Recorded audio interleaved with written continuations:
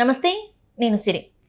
Visakha steel plant వ్యవహారం అయితే మనకు తెలుసు. దాన్ని ప్రైవేటీకరణ చేస్తారని చెప్పేసి గతంలో నుంచి కొన్ని వార్తలు అయితే వచ్చాయి. చంద్రబాబు నాయుడు గారు ఏదైతే వాగ్దానం చేశారో ఎన్నికల ముందు, దాంతో ఇప్పుడు విశాఖ విశాఖ స్టీల్ ప్లాంట్ ఏదైతే ఉందో ప్రైవేటీకరణ రద్దు అయిపోయింది, అంటే ప్రైవేటీకరణ చేయలేదు అని చెప్పేసి మనకి వార్తలు వస్తున్నాయి.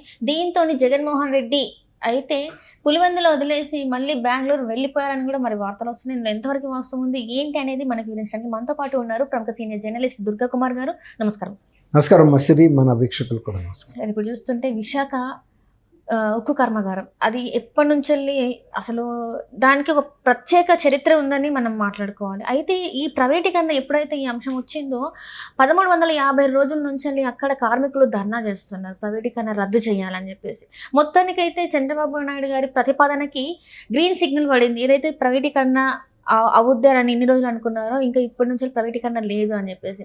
మరి దీంతో జగన్మోహన్ రెడ్డి గారికి గట్టి దెబ్బ పడిందని అనుకోవచ్చు. మరి అవునమ్మా, ఇది మీరు అన్నట్టు విశాఖ స్టీల్ ప్లాంట్ అనేది ఆంధ్రప్రదేశ్ చరిత్రలో, అంటే సమైక్య ఆంధ్రప్రదేశ్ మేము చిన్నప్పుడు 1970లో ఇది పెద్ద ఉద్యమం జరిగింది.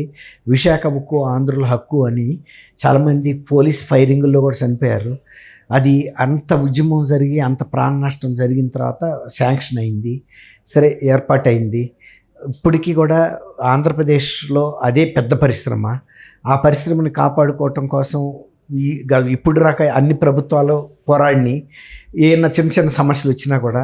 కానీ 2019లో జగన్మోహన్ రెడ్డి గారు ప్రభుత్వం వచ్చిన తర్వాత ఇది ప్రైవేటైజేషన్ చేయటానికి, ఆయన ఈ ఫ్యాక్టరీని మూసేసేయటానికి కూడా ఎలా ప్రవర్తించాడనేది ఆయన దగ్గర పనిచేసిన మాజీ ప్రభుత్వ ప్రధాన కార్యదర్శి ఎల్వి సుబ్రహ్మణ్యం గారు కూడా చెప్పాడు. సుబ్రహ్మణ్యం గారితోనే అన్నాడంట, ఇది ఫ్యాక్టరీ మూసేసి ఇక్కడ రియల్ ఎస్టేట్ డెవలప్ చేస్తే ఎలా ఉంటుందని. ఆయన ఆశ్చర్యపోయాడంట. విశాఖ ఉక్కు ఫ్యాక్టరీ మీయటం ఏంటి, రియల్ ఎస్టేట్ డెవలప్ చేయటం ఏంటి, ఈయన ఏం మాట్లాడుతున్నాడని.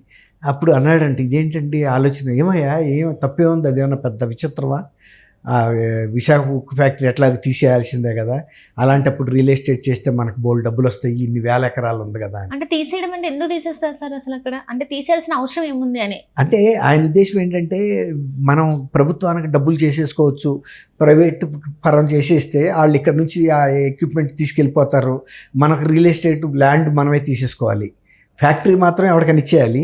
దాని కింద చాలా కొన్ని వేల ఎకరాలు ఉంది, దాదాపు 7-8 వేల ఎకరాలు ఇంకా ఇప్పటికీ కూడా ల్యాండ్ బ్యాంక్ ఉందని చెప్తున్నారు.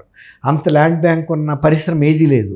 అట్లా ఆయన ఇప్పుడు కూడా ఆర్థికంగా లాభం ఏంటనేది ఆలోచిస్తాడు. అందువల్ల దీన్ని ఏమనుకున్నాడంటే, ఆయన అదానీ లాంటి వాళ్ళకి ఇప్పించేస్తే మనకి క్విట్ ప్రోకోలాగా మనకు డబ్బులు వచ్చేస్తాయి, తర్వాత అందులో కొంత రాష్ట్ర ప్రభుత్వ పెట్టుబడి కూడా ఉంది, ఆ పెట్టుబడి నగదు వెనక్కి వచ్చేస్తుంది, మనం ఏదో ఒక కార్యక్రమాలు చేసేసుకోవచ్చు సొంతంగా అనేది ఆయన ఇప్పుడు కూడా ఇట్లా రిజర్వ్ బ్యాంక్ నుంచి కానీ అడిషనల్ ఫండ్స్ తీసుకొచ్చి ఇక తనకు సంబంధించిన కాంట్రాక్టర్లకు ఇచ్చి అందులో కిక్ బ్యాక్స్ తీసుకోవటం ఇలాంటివి చేయటంలో ఆయన దిట్ట. అట్లా కూడా ఆయన ఆలోచించాడు. అంటే ఆయన ఎల్వి సుబ్రహ్మణ్యం గారు బయటికి చెప్పాడంటే ఎంత కుట్రపూరితమైన ఆలోచన ఆయన మనసులో ఉందనేది మనం ఆలోచించాలి. ఇంతమందికి ఉపాధి ప్రత్యక్షంగాను పరోక్షంగా కల్పిస్తుంది, రాష్ట్రానికి చెందిన అతిపెద్ద పరిశ్రమ. భవిష్యత్తులో కూడా ఇది ఇంకా పెరిగితే మనకు పన్నుల రూపంలో ఎప్పుడు కూడా ప్రభుత్వ ఖజానాకి డబ్బు అందుతుంది, ఉపాధి పెరుగుతుంది అనేది ఆయన అసలు ఆలోచించలా. ఇప్పుడు ఆయన ఆలోచన ఎట్లా ఉందంటే, ఇది అదానీ కానీ అంబానీలు కానీ ఎవరైనా సరే ఒక ప్రైవేట్ పారిశ్రామికవేత్త ఇవ్వాలని చంద్రబాబు నాయుడు గారు వచ్చిన తర్వాత దీని మీద ఆయన ఉక్కు గనుల శాఖ మంత్రితో చెప్పాడు. దీని వెనకాల చాలా పెద్ద చరిత్ర ఉంది, త్యాగాలు ఉన్నాయి, ఆంధ్రప్రదేశ్ ప్రజలు యువత ప్రాణాలు అర్పించి ఆ టైంలో ఎంతో కష్టపడి చేసిన వాళ్ళు. దాదాపు నేను 10-12 ఏళ్ళ వయసు నాకు, అంతే. అప్పుడు చిన్నాళ్ళం మేము, అప్పుడే హై స్కూల్లోకి వచ్చిన టైం అనమాట. బహుశా నేను కూడా 68-69లో ఈ ఉద్యమం జరిగింది. అయితే ఇది ప్రైవేటైజేషన్ అవటానికి వీల్లేదని చంద్రబాబు నాయుడు గారు ఒక ఫామ్ స్టాండ్ తీసుకున్నాడు. మేము రాష్ట్ర ప్రభుత్వం తరపున మేము నిలబడతాము, మీరు దీన్ని కొనసాగించాలి అని. ఇప్పుడు ఏంటంటే steel authority of India limited అనేది ప్రభుత్వ రంగ సంస్థ, అది ఇంకా ఇతర ఉక్కు కర్మాగారాలను కూడా నిర్వహిస్తుంది. ఇప్పుడు విశాఖ ఉక్కును కూడా దానిలో ఆ సంస్థల్లో మెర్జీ చేసేసి ఉత్పత్తి కొనసాగించాలనేది ప్రభుత్వం ఒక ప్రతిపాదన వచ్చింది. అది చంద్రబాబు నాయుడు గారు విజయం కింద లెక్క. ప్రైవేట్ కంపెనీల్లోకి వెళ్ళిపోతే అది చరిత్రలో వెళ్ళిపోయేది ఎక్కడికో. అది ఫ్యాక్టరీ ఉండకపోయేది, ఉపాధి ఉండకపోయేది, అది రియల్ ఎస్టేట్కి ఉపయోగించుకునే వాళ్ళు. ఈయన జగన్మోహన్ రెడ్డి గారు చెప్పినట్టు అవును సార్. ఈయన అట్లాంటి ప్రతిపాదనకి ఒప్పుకోలే. ఎట్టి పరిస్థితుల్లో మీరు ఈ ప్రభుత్వ రంగ సంస్థను కొనసాగించాలి, ఇది మా ఆంధ్రప్రదేశ్కి తలమానికమైన సంస్థ, ఇంత పెద్ద సంస్థ ఆంధ్రప్రదేశ్లో లేదు, ఇంత ఉపాధి కల్పించేది కానీ, ఇంత ఆర్థికంగా పన్నులు కట్టడానికి కానీ. అయితే ఇప్పుడు ఏమైందంటే స్టీల్ అథారిటీ ఆఫ్ ఇండియా అనేది పెద్ద సంస్థ కాబట్టి అందులో దీన్ని మెర్జీ చేసేస్తే, విలీనం చేస్తే దీనికి ఉనికి ప్రమాదం లేదు ఫస్ట్. తర్వాత ఉపాధి ఎవరైతే పొందుతున్నారో వాళ్ళందరికీ పక్క. ఇప్పుడు 2030 నాటికి కేంద్ర ప్రభుత్వం ఒక టార్గెట్ పెట్టుకుంది, 300 మిలియన్ టన్నుల ఉక్కుని మనం ఉత్పత్తి చేయాలి అని. అంటే అప్పటికి మన ఆర్థిక వ్యవస్థ ఇంకా పరిపుష్టం అవుతుంది. అప్పటికి మనకి స్టీల్ వినియోగం చాలా కావాల్సి వస్తుంది. అంటే నిర్మాణ రంగం అభివృద్ధి చెందుతుంది, ఆటోమొబైల్ రంగం అన్నీ కూడా చాలా పరిశ్రమలకి కావాల్సింది ఇనువే. ఇనుము అనేది చాలా, ఇనుము సిమెంట్ అనేది చాలా ప్రధానమైనటువంటి ముడి పదార్థాలు, ముడి సరుకులు ఏదైనా నిర్మాణ రంగానికి. కాబట్టి ఆ 300 మిలియన్ టన్నుల లక్ష్యం కనుక చేరాలనుకుంటే విశాఖ లాంటి కొన్ని పెద్ద పరిశ్రమల్ని ఎట్టి పరిస్థితిలో కొనసాగించాలి. ఇప్పుడు దాన్ని కొనసాగించడానికి ఒక హామీ అయితే దొరికింది. అది ఒక రకంగా ఉపాధి కల్పించడానికి మన యూత్కి ఎంత ఉపయోగపడుతుందో అట్లాగే ప్రభుత్వానికి కూడా ఒక ప్రతిష్టాత్మకమైన సంస్థ ప్రభుత్వ రంగంలో కొనసాగటం అనేది కూడా గొప్ప విషయం. ఎందుకంటే ఇవన్నీ కూడా నవరత్నాల కన్నా పెద్ద పెద్ద సంస్థలు. భారీ, ఇప్పుడు దేశంలోనే one of the biggest steel plant అంటే వైజాగ్ అని చెప్పొచ్చు.